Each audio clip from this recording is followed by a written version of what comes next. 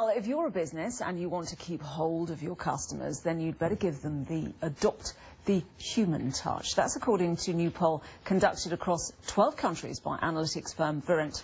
The study also found that those people who prefer to go digital are more likely to switch brands or service providers. Not wholly surprising, you might think. Well, RLANE, Director of Customer Analytics EMEA at Verint, which produced this report, is with me here in the studio.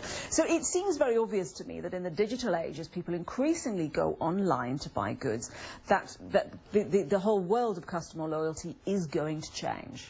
Yes, it is. And, we've seen over the last few years that the landscape in which the customers engage with organisations has changed significantly. And there's been a huge drive from organisations to go digital. And in many cases, there's lots of positives to draw from that. It's time saving. From an organisational perspective, the cost to serve is less. However, there is impact within loyalty and retention for organisations.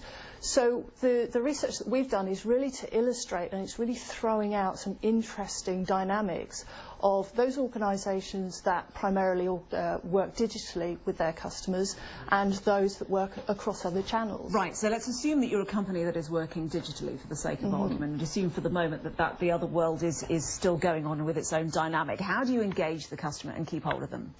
The key thing about digital is that it's got to be right for that customer. So what you're trying to do is give them a better service experience. So whether that means it's fast, whether that means that they can do more online, there's got to be a win for the customer in order to engage on that digital side. So they're looking for personalisation, they're looking for, if there's loyalty schemes, for those same schemes to be available online that are available if they work on other channels such as phone in the contact centre or whether they go into branches. So they're looking for what we call an omni-channel environment where customers get the same level of service everywhere, but there must be additional perks for them to use digital services, and from that they must feel like they're one person, not just one of many.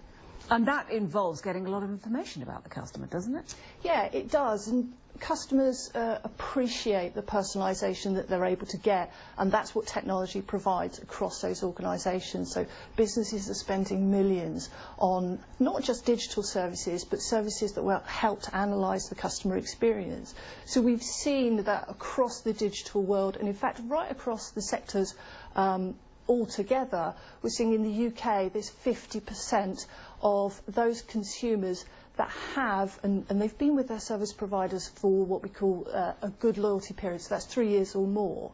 And the key thing is what we find with digital is that number starts to drop. So loyalty, unless you've got really personalised digital services online, loyalty can suffer. Right, but it's going to be a harder job anyway because we can compare prices so much more easily on the internet. We can, and that really gives consumers power. And very often you'll see, and I've done it myself, you'll go into a store and you will see the pricing and you will immediately check your smartphone to see if you can get it cheaper elsewhere. But I think you're more keen than most. Maybe. I would say it's not just about price, it's about ease as well. Yes. So those organisations that logistically can get goods to you quicker.